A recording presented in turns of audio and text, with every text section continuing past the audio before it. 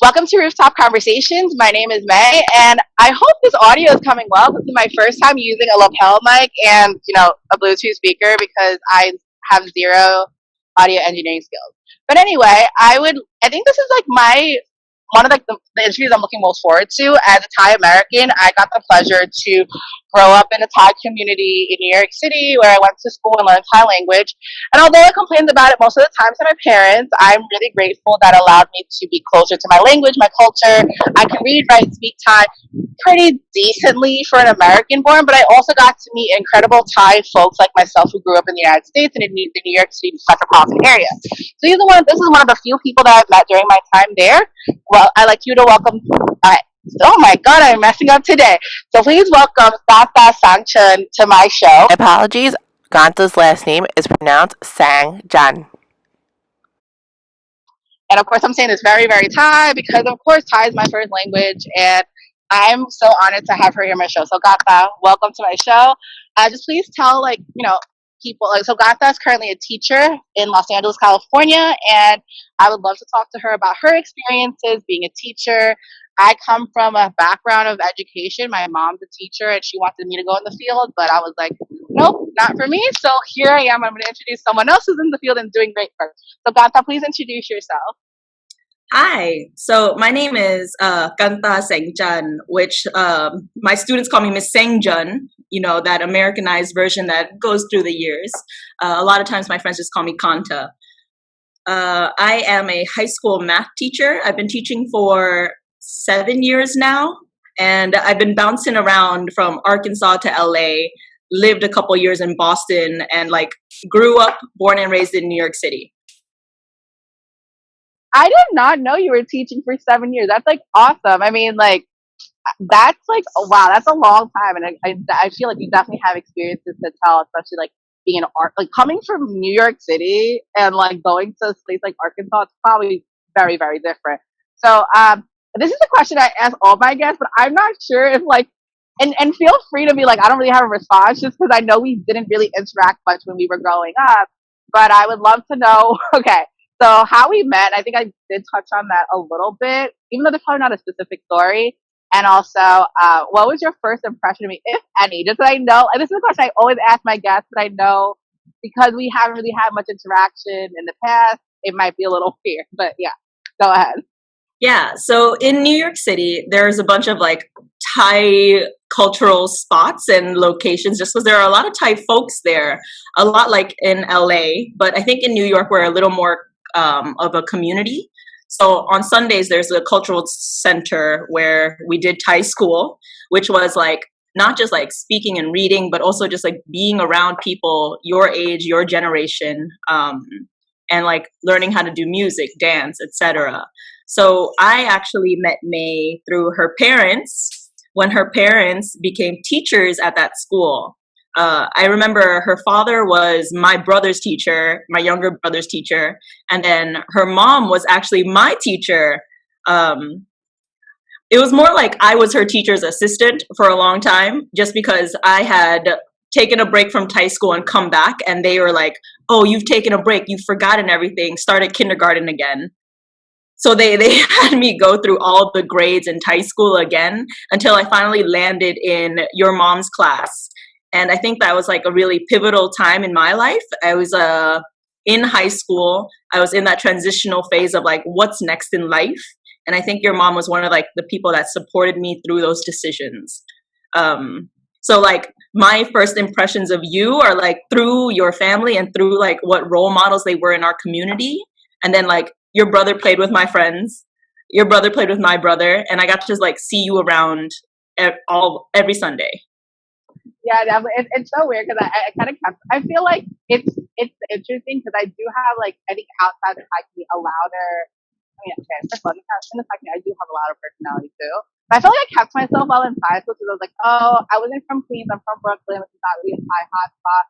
I grew up in Brooklyn, commuted to Lower East Side, so it was I was always very distant from other Thai folks. It was so weird to see like I don't know. I just never really clicked or meshed well with a lot of other Thai, at least Thai girls at least at that point. But obviously I felt it was partially misogyny, that internalized misogyny I probably had, and also just like, I don't know where I'm going with this, but like definitely something like inside myself where I was like, no. But as I've gotten older, like I've definitely reconnected with a lot more people from the center actually, which is ironic. I mean, granted, I started working there personally myself. Like I was also a teacher, and then I worked with one of my classmates from high school. So when we were classmates, we weren't close, but then we got close to working together.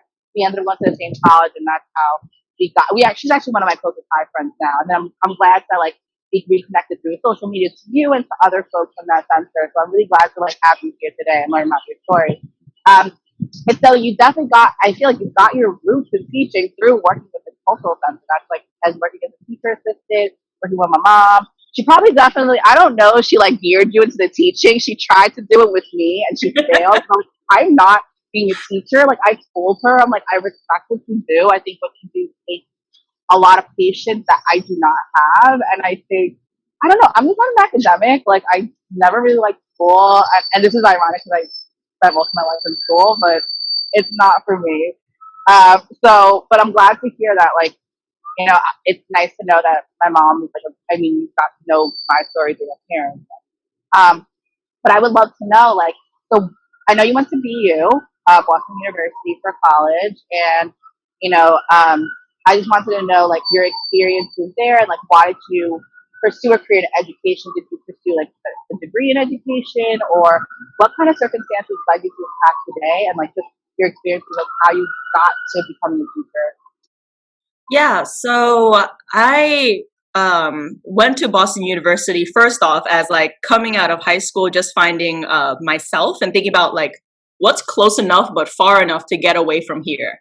And it's one of those like moments of like I need to get out, I need to grow up, and I think like one of the things that I'm like most grateful for in New York City is that like we did have a community of people with like very very much like shared experiences, even though we were all so different. um so like even like that feeling of like I belong here but then I really don't. And so like I went to BU just to like take myself out of that space, and I actually didn't pursue teaching at all in college. I was trying to like go for physical therapy, go for psychology, and all the time I was thinking like I want to do this in schools and I want to be able to do this to support students, because I think back of like when I was growing up, what support I needed in like where I was. So just like a little bit of that led me into the last years of college when I joined Teach for America, and that's what sent me to the Arkansas Delta. Um, so I actually like started there as just like a hey, here's an opportunity to be in schools and help children, and that's what I wanted to do anyways. And like all the career paths that I was looking at, like all of them centered around helping kids. And I thought that the opportunity came very very like perfectly in saying that like here's your opportunity to contribute in a way that directly relates to your own life experiences. Because when I was growing up, school was my safe space and school was my escape from like the everyday struggles, and also just like not always having a stable or safe environment at home. Yeah, no, I can definitely. Yeah, no, I can definitely agree. I know for a lot of students, especially now that we're talking about COVID-19 and schools being shut down, a lot of students don't really have a safe space. And it's also sometimes the only place where they can get some type of support from an adult. Like you have teachers or guidance counselors, coach, or whatever staff they have on campus. So that's really admirable that you took this life experience that you had to work for Teach for America, especially that it's an organization that caters to a lot of working class rural areas and places like that. So I'd love to know, and I'd be interested to hear how that experience was like for you, going from New York City, which is one of the largest public school systems in the country, and there's a lot of students. It's a big metropolitan area. You grew up here, most of your education was here, and then going to a place like Arkansas, like how is that different from your own public school experiences in New York, and talk about that. And even just in general, coming from an urban environment like New York and Boston to somewhere that's much, much different, like Arkansas. I think it it really shaped a lot of my like perspective and views on the world, just because like I thought that like I was in New York City. It's diverse. You're getting experience, you're getting like exposure to all these people and all these places and all these times, but then you're also experiencing like not just the good, right? We're experiencing the hate that comes with it. And especially like as a Thai American in New York City, we're like seen as, oh, Southeast Asian. Are you Chinese? No. Right. And like that feeling of being just kind of like clumped into another group that didn't really describe my family or my background, and it didn't describe like Thai struggles, was really like something that I focused on as a kid, right? So like those were the struggles that we saw of like in my high school, there's only 2 Thai kids, maybe, right? And then when I went to Arkansas, it was just like a whole different perspective. It wasn't about just like people who look like you but aren't you. It was about people who extremely do not look like you and do not have the same background. And I actually got to teach at a public school there for 3 years, and seeing like the stark differences in like socioeconomic status and race, and like how those play into each other in these communities. And even getting to take my students to tours to Central High School in Little Rock, where like the Little Rock Nine walked, and having them go there and talk to like the tour guides there and the park rangers there, and having them relate their own current experiences to what the Little Rock Nine saw, and kind of seeing that like places like Arkansas in some spots are frozen in time in a sense. Not much has changed, and like the biggest shock for them to meet me was that like, what are you? Who are you? Are you white? You're not black though, but you're not white. So there was a lot of confusion amongst the kids and amongst the community members of like what to do with me and where I belonged. That's super interesting. I definitely relate to the story about being in New York and being one of 2 Thai kids in the school. And when I say one of 2 Thai kids, I mean my brother and I. It's interesting because you feel like you're kind of out of place or an outsider in New York, but then not really. And your experiences in Arkansas, it's so interesting to hear how you fit in and how the world around you is like over there. And thank you so much for sharing your anecdote about you taking your students to Little Rock and seeing the school where the Little Rock Nine attended. And I definitely agree. There's so much to education that can go on beyond the 4 walls of a classroom. And there's so much to consider when you're teaching and adding into curriculum, like socioeconomic status of students, race, class, and other factors. And in regards to your experience, in regards to your experience with Teach for America in Arkansas, I feel like that definitely shaped your experience in becoming a teacher in Los Angeles. And I think from my understanding of how the LA school district works is that it is diverse like New York, but I'm guessing that it's segregated like New York. And I'd love to hear about your experiences there, how it's like to work within the the LA Unified School District, and how it's like. You said you were able to take your students on a field trip to Little Rock to see how the school that the Little Rock Nine attended was like. And I'd love to know how you incorporate and balance a diverse and multicultural education while balancing the needs and the regulations that the state puts on teachers, like testing. In my years of teaching, I've only taught at like high need schools and high need areas. So I think my experience differs a lot from a lot of teachers that like you get to talk to on a regular basis. So like thinking about my experiences in New York, in growing up in a public school and seeing diversity is like pockets of immigrants from everywhere. And that was like the coolest part of like being able to be surrounded by immigrants from everywhere sharing their own cultures. But then in Arkansas, the population I had was about 99% Black. And then moving to LA, my student population is actually around like 97% Latino Hispanic. So I think nothing. I know that like your status really does determine what schools you get into and what areas you're in, and like the segregation is real and it still happens. When I think about like how to promote diversity and inclusive curriculum in these spaces and to create like safe spaces for my students, I think about how as teachers, like there's more to teaching than math, right? There's more to teaching than the content. And there's this whole aspect of teaching that like you were never told before you start that is part of it. And that's the whole like that's the whole socio-behavioral aspect and socio-emotional aspect of like you're there raising people's kids and you're there to support their growth in their identity, the way they see themselves in this community and society, and the way like they contribute to our communities.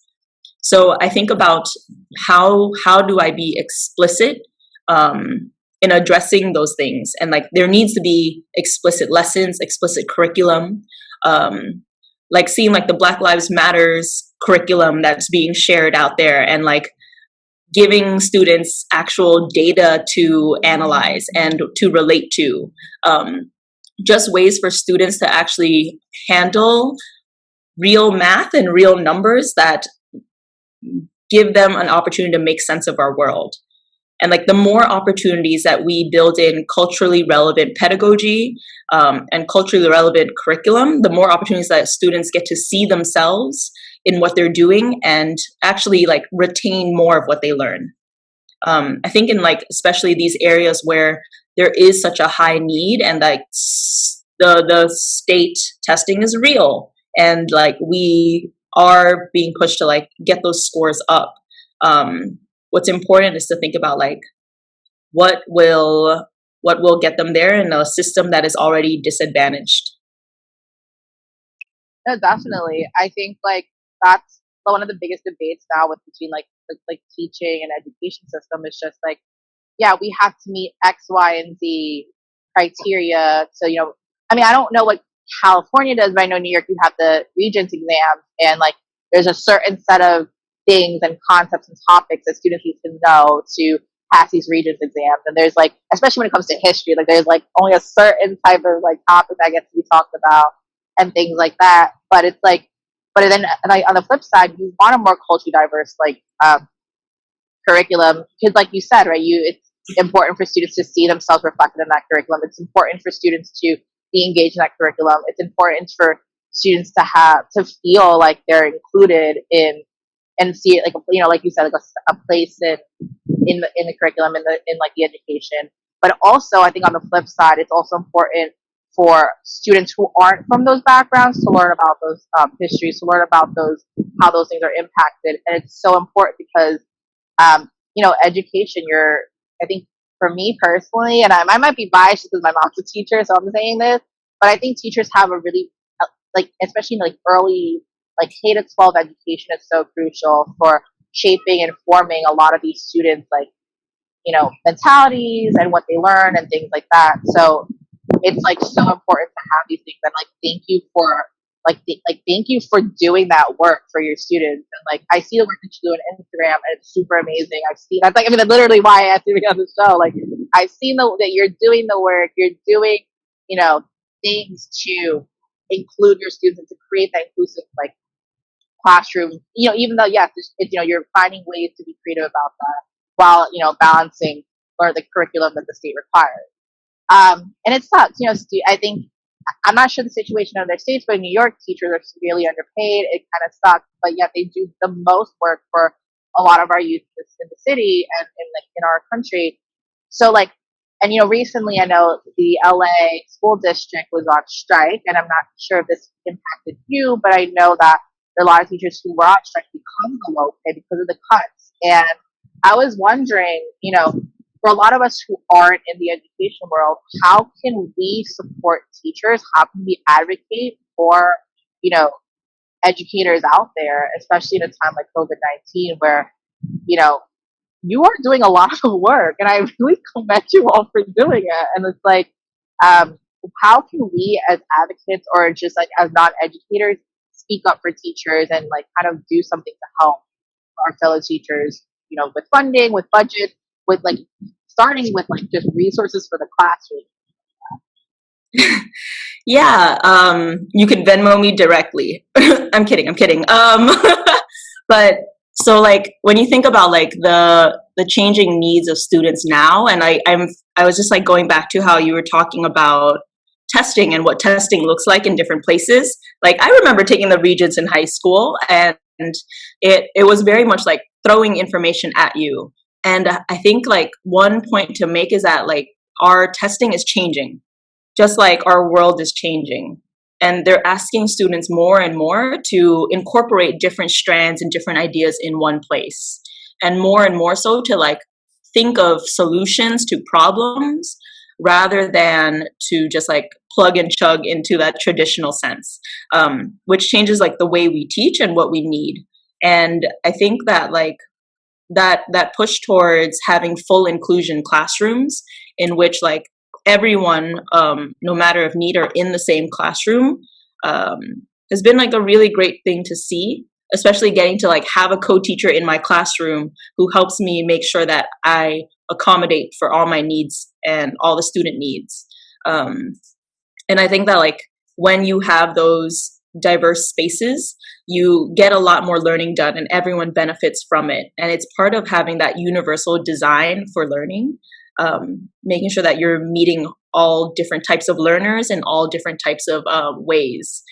When I was thinking about like how you can or how people can support teachers and advocate, I think about getting to know your teachers and getting to know like what life is like in the classroom on a regular, just because I think what you don't see is, like 36 kids in a room or 40 kids in a room and not enough chairs, or like what you don't see is like the students coming on unprepared because they just like don't have the base materials, or the curriculum work that comes behind there that like people need to invest in and invest their teachers in, and like send teachers to trainings, because how are students going to learn from people who like aren't learning themselves?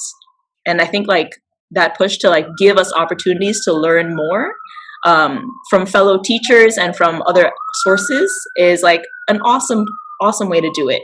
I think like my best partners are the parents and community members, just because like sometimes they'll come in and be like, oh, you need dry erase markers, here you go, or like here's just a pick me up, here's some donuts. But other times it's like actually listening to what's happening and then going to a local representative about it. Like make sure you know what issues are happening in your community, know your community, be a part of it, and like when you're given an opportunity to, please vote. I agree with everything you said. I think like, it's like, it's so crucial. It's so crucial for like us to support our teachers, because, there's a lot of teachers out there that don't have, like, that are funding their own curriculum in a way. They're buying their own dry erase markers. They're buying their own resources.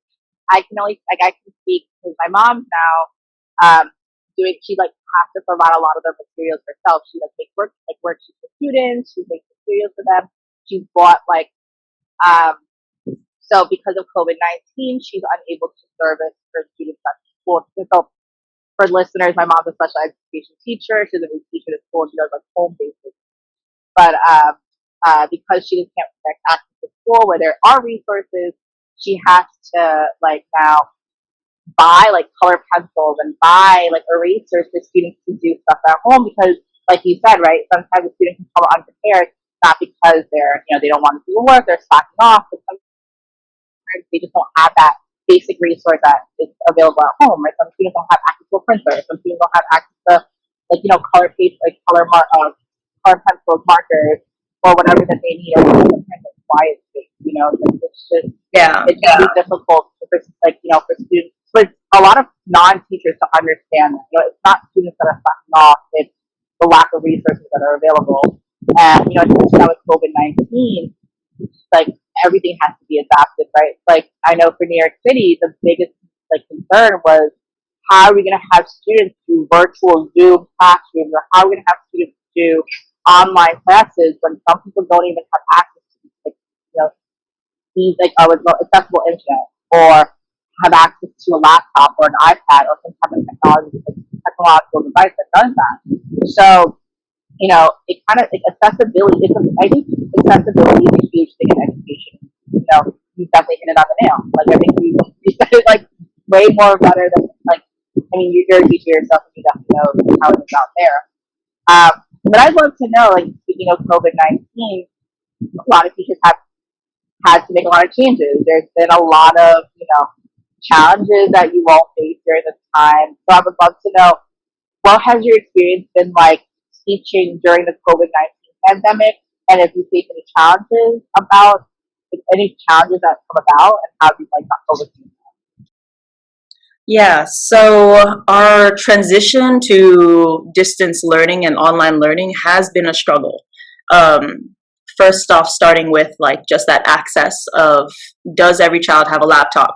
Can we provide them with a Chromebook? Can we provide them with something? Do they have internet access? And if not, what are other ways that they can communicate? And what are other ways that they can participate? So I think like trying to create all those means of like engaging has been like one of those like in the background to what is more forward are like, as like trauma sensitive teachers, we think about what's going on at home. Do they feel safe enough to do work? Can they focus on work? What does work look like at home? And like a lot of students who stay home now are forced to like find work, find jobs, or they are like taking care of the younger ones, and they don't have time to be sitting in front of a computer for as many hours as they would just going to school. And I think like keeping that in mind in your planning, and how to like engage students, has been like one of the big things of, you need to make sure that they can feel success in what they're doing in something, but also like still keeping that expectation high of like, hey, learning is still happening for your benefit. When I think about like the biggest challenge that we've seen is that loss of the community aspect. Whereas like in classrooms, I can do a circle, I can check in with students, I can see like what's going on in their lives and like where they're at emotionally. And here behind a computer screen, it's a lot harder. I'm not requiring my students to be on video. I feel like that's like something that like in an emergency, it was kind of intrusive. So personally, I haven't required my students to be on video with me, but I've encouraged them to interact in other ways and interact with each other in other ways. So I think like trying to create community spaces online and ways that they can share with each other what's good in life and share with each other what's a struggle right now has been one of like the big things of like, how do we create that community, that feeling of like you are not alone even though you're on your own at home.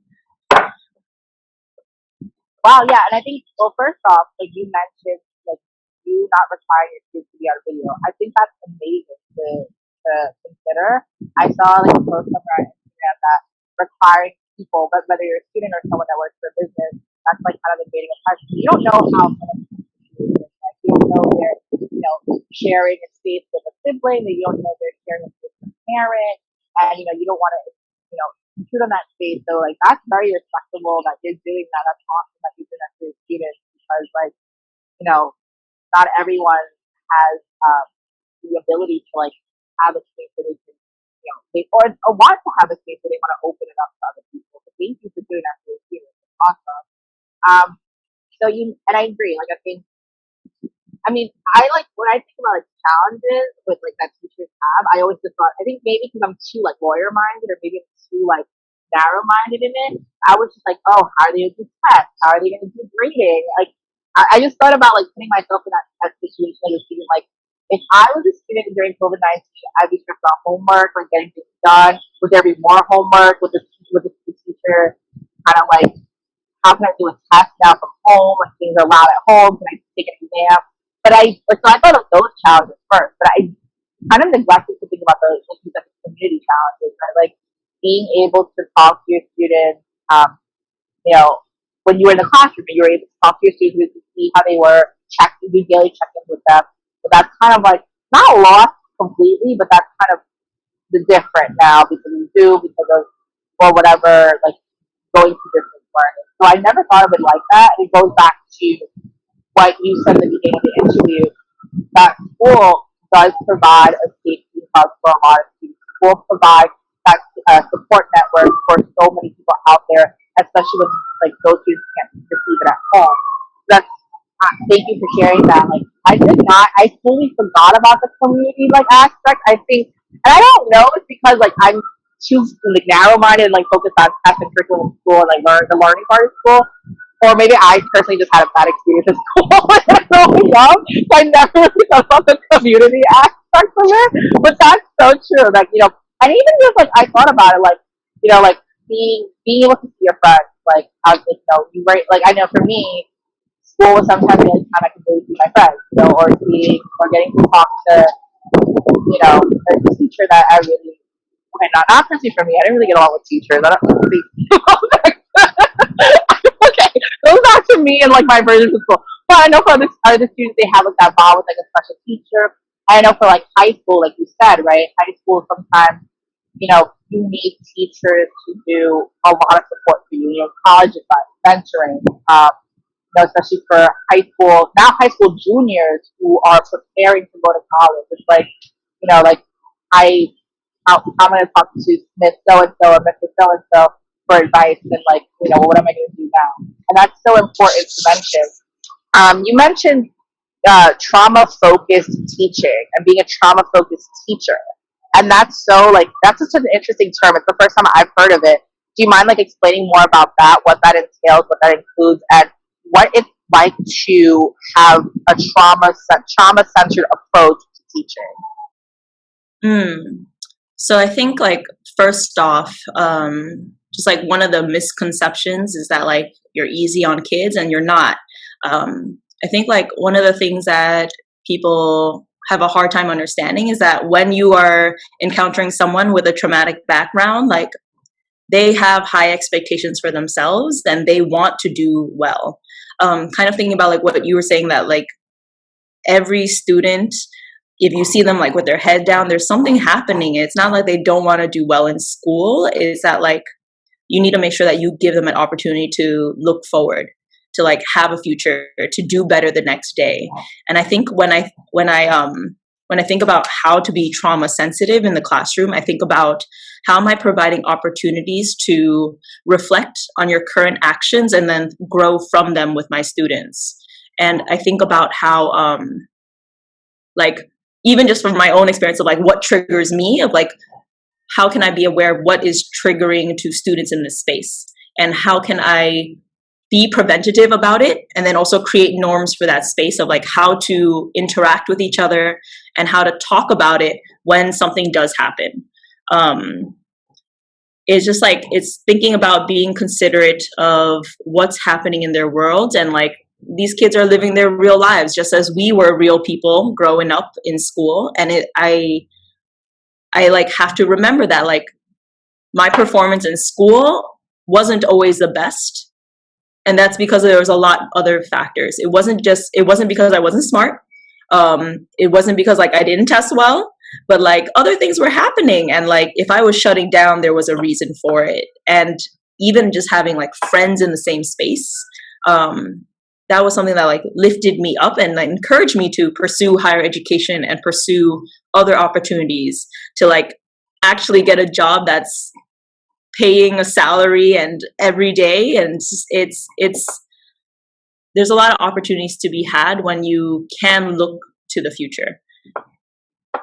No, and I think like trauma, I never thought like this. Like I think sports teachers should be more trauma focused and trauma centered.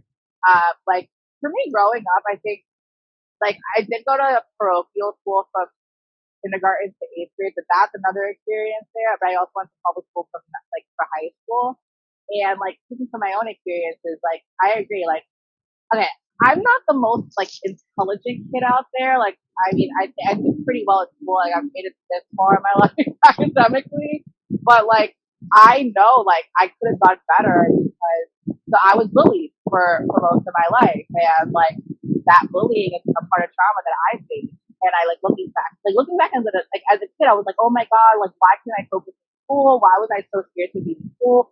Why was I so anxious to walk down the hallway? Why can't I focus on a class? I just want to get home.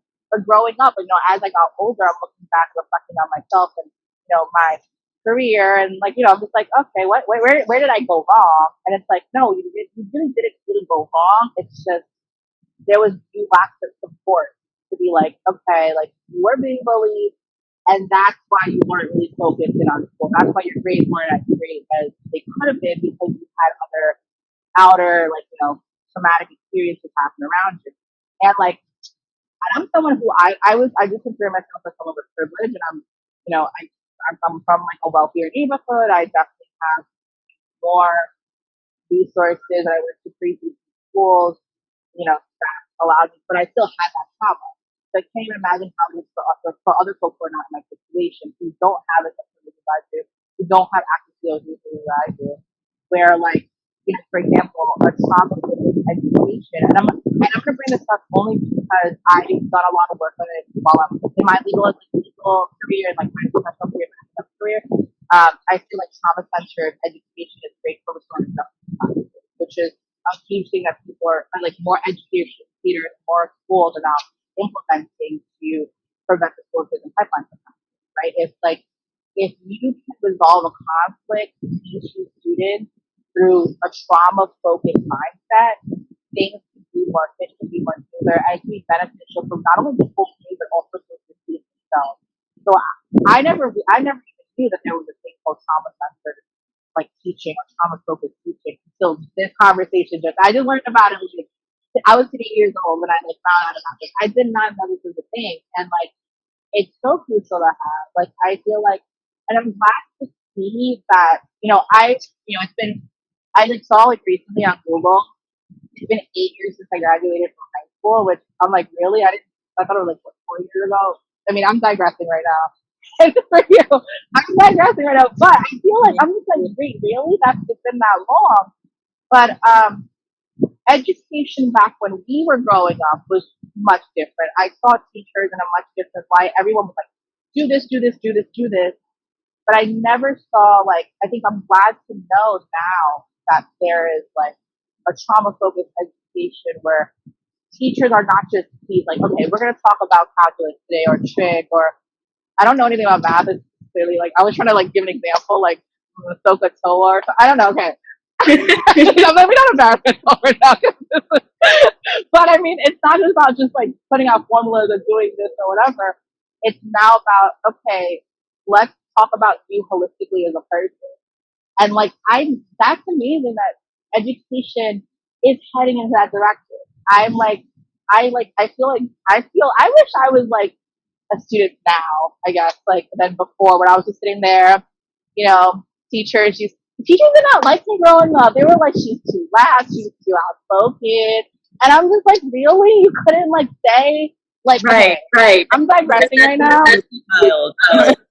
Right? Like I was like, what? Okay, like I used to get like okay, now granted, a lot of this was in Catholic school and that is, a different, more conservative mindset. But I used to get like, she was too loud, she's too opinionated, why she has to talk so much. But I would have loved the teacher who would have fostered, okay, she's assertive, she's opinionated, she has great opinions, let's foster those things.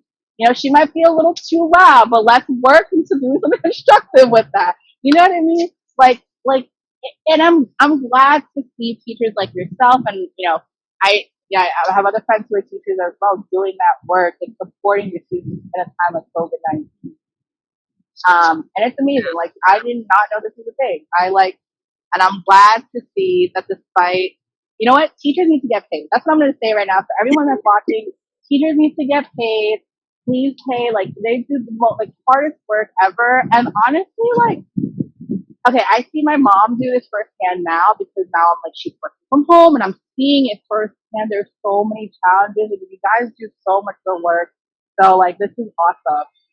We talked a lot about your challenges, and I think you did touch on this, but I'd love to hear because in an alternative life, my mom really, really wanted me to follow in her footsteps.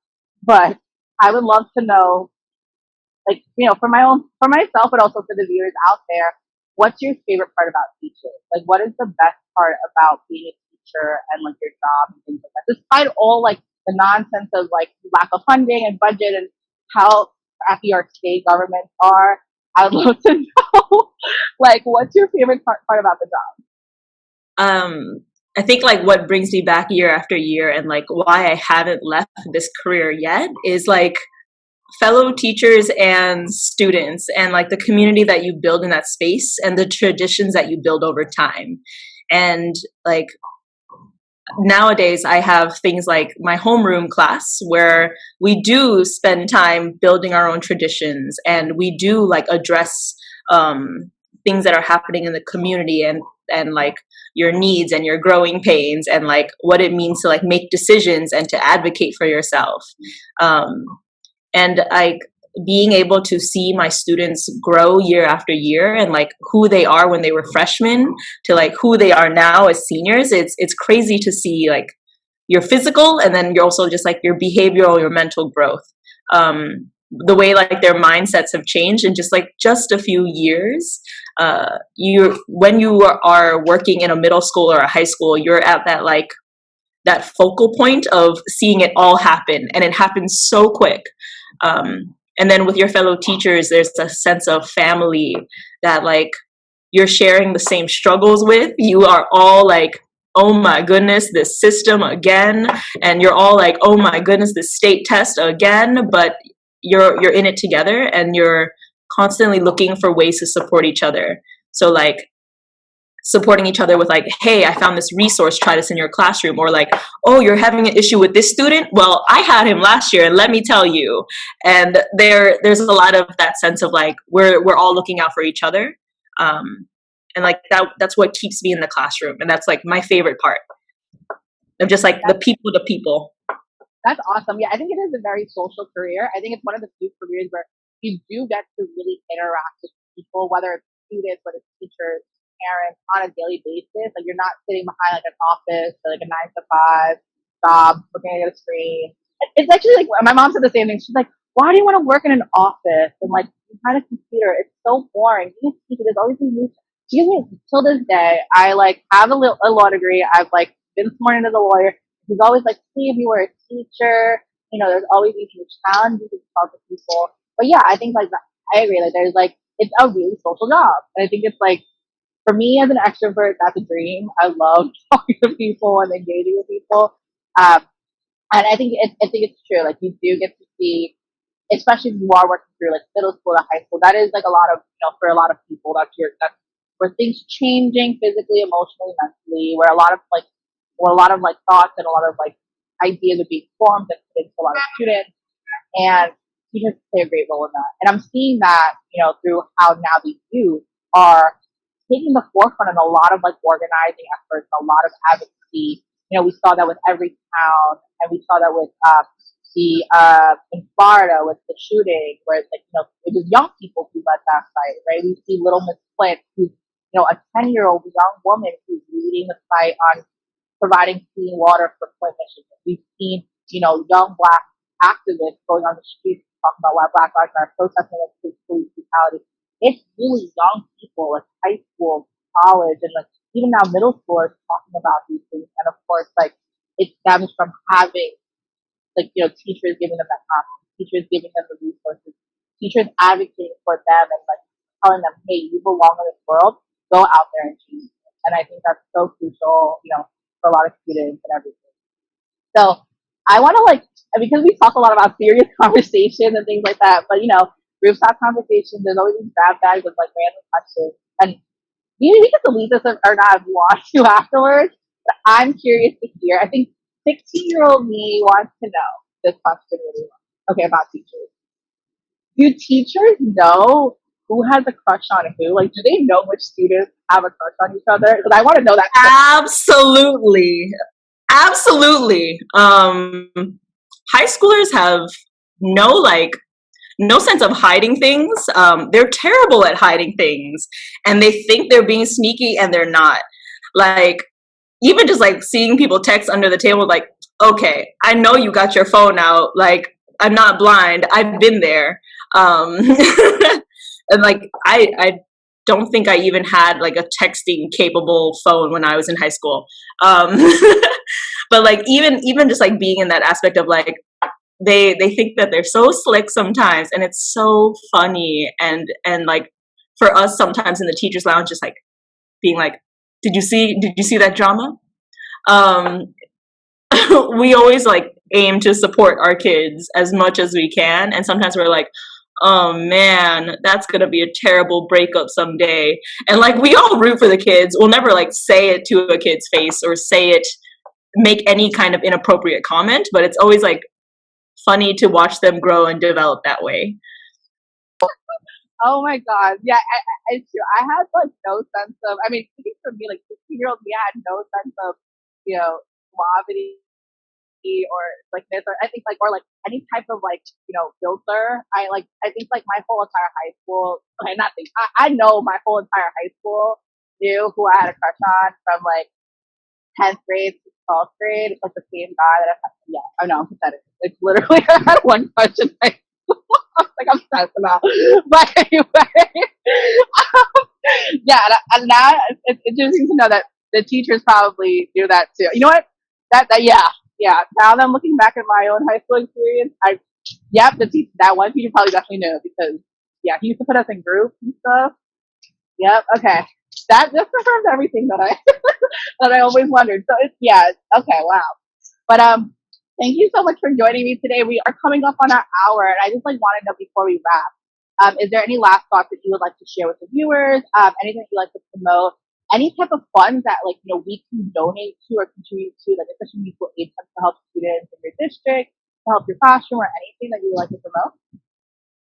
I think the biggest thing is thinking about like how can you support your local community, because your community supports your school as well, and thinking about like, is there a way for you to support locally and support the small businesses around you? Because my kids work there and my kids' families work there, and I think that like matters of like when you can support your neighborhood, support your community, be in your community, know what happens there, take notice and listen.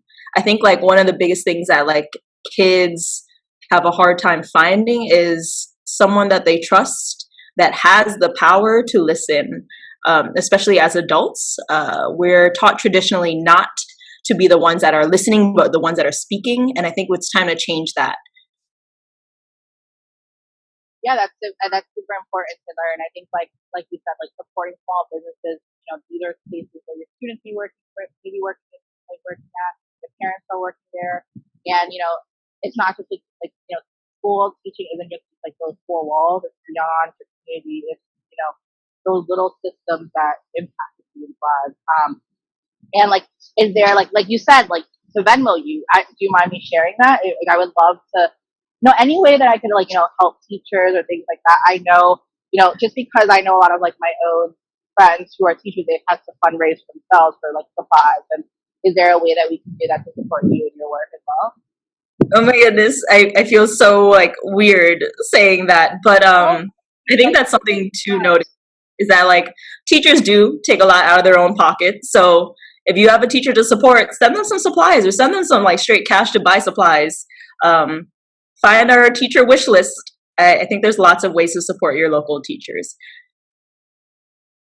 definitely, and I will like promote your name out there. Please like support. I'll like tell people to support you, especially when you promote this episode. I will tell everyone to send over funds or at least send them to me, and I'll like hand them over to you because it kind of sucks. Like literally, I don't think teachers should be the ones spending their own money for like markers. Like this is like unacceptable to me. At least I feel, and like just seeing teachers like you, teachers like my mom, who are like working so, and like it's like it's not like you don't have to if you're not forced to do it. You want to. I think that's like the most beautiful thing. It's like you don't have to do this work, but you want to do it. You want to do it for your kids to make them happy and to support them any way you can. So like, thank you so much for sharing this space with me today and sharing this hour with me. You have a busy schedule. Like actually after this interview, Kanta has to go to meetings and things like that. So thank you for taking the time out for your day to do this. I'm really grateful to hear a lot more about your story and getting to know you in this hour, and like learning so much about you within this like time frame has been awesome. It's been a privilege to have you on the show. Thank you so much. Yes, absolutely. And like, thank you for inviting me on this show. I think like what you said at the very beginning about like Instagram and Facebook and like ways that we connect people that we haven't talked to before has been really awesome to see like how much our community has expanded and is still connected in this day and age. Yeah, definitely. Yeah. Yeah, and I feel like a lot more Thai people, like at least like not even just ones that I like grew up with, like people that I like see from the distance doing like in all different industries. Like someone I know from high school is now in med school. Like, are you serious? That's awesome. Or like someone I know from high school now in like politics. Well, I'm actually going to interview later on today for our show. So that's a spoiler alert for anyone watching. But yeah, and then seeing you, of course, like being an amazing teacher, and like I like, and it's honestly weird because like even though yes we're the same like peer group in a way, it's like all of you are like representation for me that I never had going, right? Like I never had. I mean, aside from Thai school, I never had a Thai teacher, right? I never had a Thai doctor. I've never seen Thai politicians. You know what I mean? You know, I'm hoping to be one of them one day, but you don't know how this is. Yeah. I think But it's like to our generation just to like be the change that we want to see in the world and like be that voice to speak up. Like we do all this work in all these different ways to promote equity and promote social justice. And I think like that really drives what I love about it is that it drives a lot of our community, even though we had such like different backgrounds in the same areas. 100%. Yeah, and I think like from all the people like every at least like the Thai folks that I follow and I still engage with, like you said, right, we're all very different. Even like when we were younger, I think none of us even spoke to each other. Like we all kind of just stood there like, okay, cool, like, you know, I ate your mom's something, you know, and kapapla and stuff, and like that was probably about it. Like I think like, and then like I would say like I probably just walk by, like, you know, like I wasn't really like into it. But despite all of that, like the thing that does unite us, right, like, is the fact that we want to see change, whether it's within our own community or within the like greater community, greater society, and you know we see that every day. And especially, you know, this is like we're filming this in May, so it's like Asian Pacific Islander Month, Asian American Pacific Islander Month. So awesome, like that, you know, we're doing this now, we're having that conversation. So thank you, Kata, for joining me. I appreciate it. Thank you so much. Bye.